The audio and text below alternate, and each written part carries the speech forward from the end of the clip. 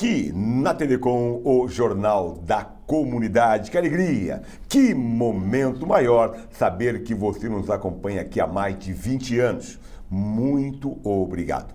Hoje tem um tema importante, aumente o volume, por favor. Vamos falar do trânsito em nossa cidade. O trânsito, o ir e vir, a liberdade. Será que você concorda com o nosso trânsito? Será que a Companhia de Engenharia de Tráfego faz um trabalho de excelência? São questões importantes. Temos várias questões de pessoas que entraram em contato conosco, porque hoje eu tenho a honra de receber aqui um legislador com relação à legislação do trânsito em todo o Brasil. O novo Código de Trânsito Brasileiro também passa por aqui neste momento. Dr. Marco Fabrício Vieira, conhecedor, e vai esclarecer a minha dúvida, como também a sua dúvida. Mas quem é Dr. Marco? Quem é? Qual sua história de vida? É um prazer imenso te receber aqui. Obrigado, Jorge. Prazer é meu pelo convite de estar aqui participando da TV Comunidade, né, do Jornal da Comunidade, para me falar desse assunto que é tão relevante para todos nós. Né? Bom, eu trabalho já no trânsito há bastante tempo. A minha história começou mais ou menos em 98, né, quando eu fui trabalhar com o João Paulo Tavares Papa na assessoria da presidência da Companhia de Engenharia de Tráfego de Santos. Desde ali eu nunca mais saí do trânsito, me apaixonei pela matéria, acabei concluindo todos os meus estudos voltados à matéria de trânsito e transporte. Né? Acabei escrevendo alguns livros na matéria, na parte jurídica e administrativa, né? Lancei 2 livros em 2018 e 2021, estou com um terceiro engatilhado já para soltar também, e desde então a gente tem se empenhado. Nós fazemos parte, além da CET de Santos, eu faço parte do Conselho Estadual de Trânsito em São Paulo, que é o órgão consultivo máximo do Estado e julgador em segunda instância. Também sou membro da Câmara de Esforço Legal do Conselho Nacional de Trânsito em Brasília, que é um órgão de assessoramento técnico do Conselho Nacional de Trânsito, né? Que ajuda a análise de leis, parecer. O Conselho Nacional de Trânsito é o órgão máximo normativo nacional, né? Então a gente já está a longa data já junto a esses órgãos, pelo menos há mais de 10 anos em cada um. Na CET Santos, mais de 25 anos. No CETRAN de São Paulo, 10 anos, em Brasília, 10 anos. É importante essa conversa porque, para você ficar familiarizado com quem vai responder a sua questão. Uma primeira pergunta que eu lhe faço: quais foram as principais mudanças legislativas no Código de Trânsito Brasileiro nos últimos tempos que impactaram a nossa sociedade? Aumente o volume, por favor. Olha, nós tivemos desde 2020, o Código já sofreu cerca de 44 alterações desde que ele entrou em vigor. Ele é de 97, entrou em vigor em 98, e sofreu 44, se eu não me engano, alterações legislativas, acho que é isso. E está para sofrer mais uma agora com uma MP que foi aprovada no Congresso, está no Senado agora para ser apreciada. Então a gente vai para uma próxima alteração. As últimas alterações mais relevantes para a sociedade, no meu ponto de vista, né, foram inúmeras alterações, mas as mais importantes foi a questão da pontuação, né, que antes estava limitada a 20 pontos, agora ela passou para 20, continua sendo 20 para quem tem mais de 2 infrações gravíssimas, 30 para quem cometeu uma infração gravíssima e 40 pontos para quem não cometeu uma infração gravíssima, não tem isso no prontuário.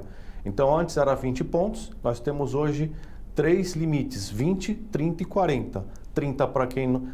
20 para quem cometeu mais de 2 infrações gravíssimas, de natureza gravíssima, 30 quem cometeu uma e 40 quem não cometeu nenhuma. Então, isso aí foi uma conquista, porque as pessoas reclamavam muito em relação a essa questão da pontuação e acabava tendo a carteira ou suspensa, ou o direito de dirigir suspenso, ou a carteira de habilitação cassada por conta de pontuação, né, por conta de cometimento de infrações.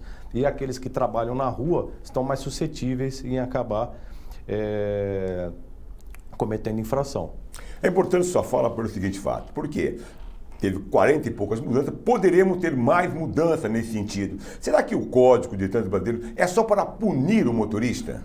De jeito nenhum. Por favor. Então, assim, esse código, ele veio, na verdade, para humanizar o trânsito. Por quê?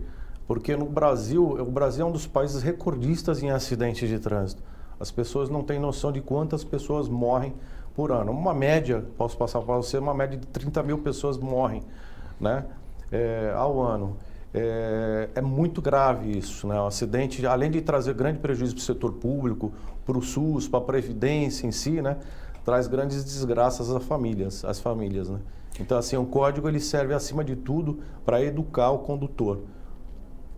Para educar o condutor, essa questão segue uma outra no mesmo sentido. Como os usuários, você que tem o seu carro, que dirige sua moto, que dirige na cidade de Santos, como também a bicicleta, que também agora é um veículo, ele vai explicar.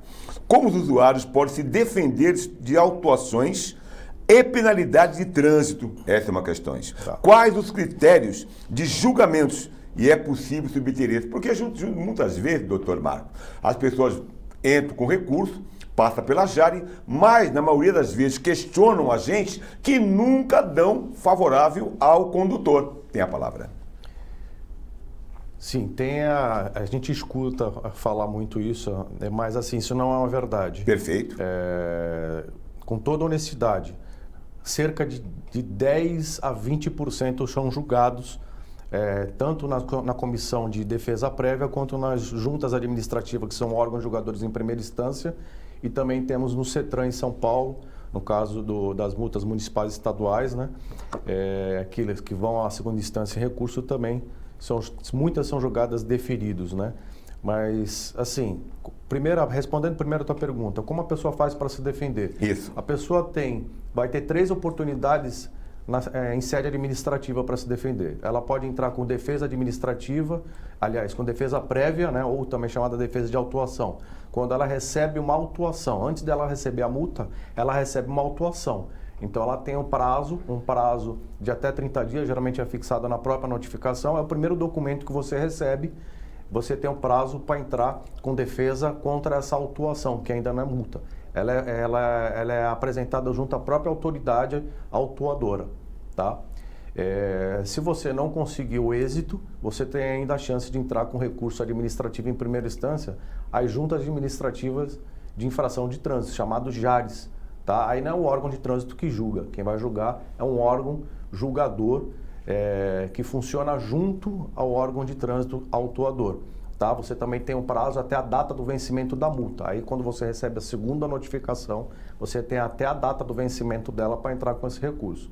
E, por fim, se você não conseguiu êxito nesse julgamento, você ainda tem, contra esse julgamento, um recurso em segunda instância ao Conselho Estadual de Trânsito, que funciona em São Paulo, é um recurso em segunda instância. Aí você encerra a instância administrativa. Se persistir ainda a ilegalidade, você ainda pode buscar o Poder Judiciário. É importante, eu tenho uma questão aqui do senhor Noboro, ele questiona e tem a sua razão de falar, mas eu entendo, senhor Noboro, minha opinião, jornalista Jorge Fernandes, também já fui autuado por cometer infrações. Só é autuado nas ruas quem comete infração. E essa fala que a CET é uma indústria de multa vai nesse sentido, doutor Marco. Então, respondendo à segunda pergunta, o critério é totalmente objetivo. Perfeito. Tá? Então, você precisa apresentar também a documentação para provar a sua inocência, né? Que você não cometeu a infração. Eu sei que às vezes é difícil, mas vale a pena tentar. Principalmente analisar o auto de infração para ver se tem algum erro formal que você possa estar alegando em sua defesa. Em relação à indústria de multa, eu até concordo com o ouvinte que existem alguns erros, porque toda profissão existe erro, né? Lógico, o policial erra, o agente de trânsito erra, o médico erra, né? O médico erra e a pessoa acaba até morrendo, né? O dentista erra, né? Então todo profissional, como é ser humano, ele é passível de erros. Então por isso que existe a defesa e o recurso, os meios de defesa para você poder exercer o seu direito, tá? Mas qual é o nome do senhor? Noboro. Senhor Noboro, a indústria de infração é infinitamente maior que a indústria de multas que o senhor está falando. tá?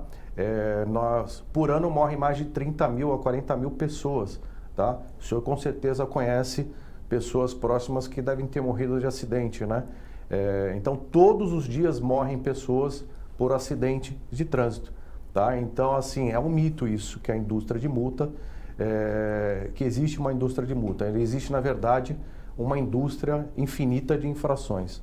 Inflações, elas existem, vão existir. Por falar também com relação à morte no trânsito, a CET tem que estar com uma campanha, estou até alusivo aqui, com esse bottom, pode ser mais de bottom também, amarelinho, que reflete o Maio Amarelo. O que vem a ser?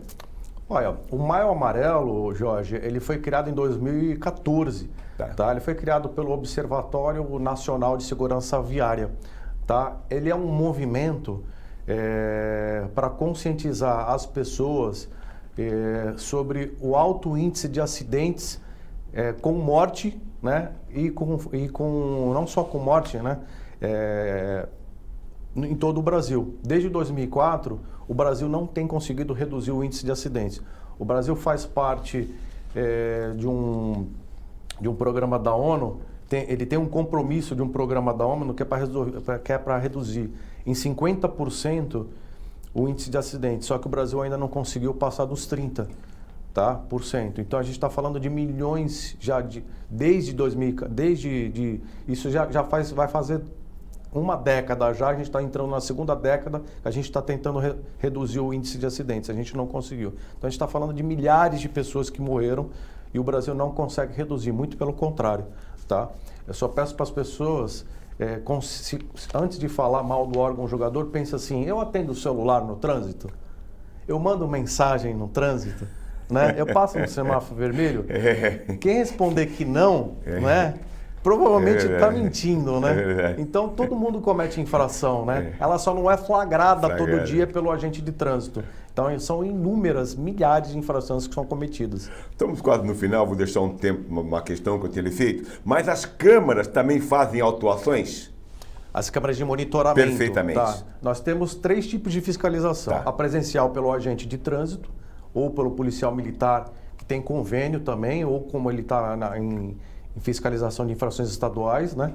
Nós temos fiscalizações através dos equipamentos automáticos, ou metrológicos ou não metrológicos, que as pessoas chamam de radar, né? E temos, por fim, a fiscalização por câmaras de vídeo monitoramento espalhadas pela cidade, tá?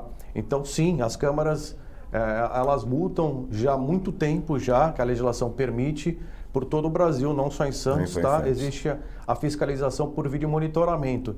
Então, tome cuidado, porque você está sendo fiscalizado. Dr. Marco Fabrício Vieira, foi um prazer imenso te receber aqui. Jorge, prazer é meu, você é meu amigo, acima de tudo, né? Um ótimo profissional.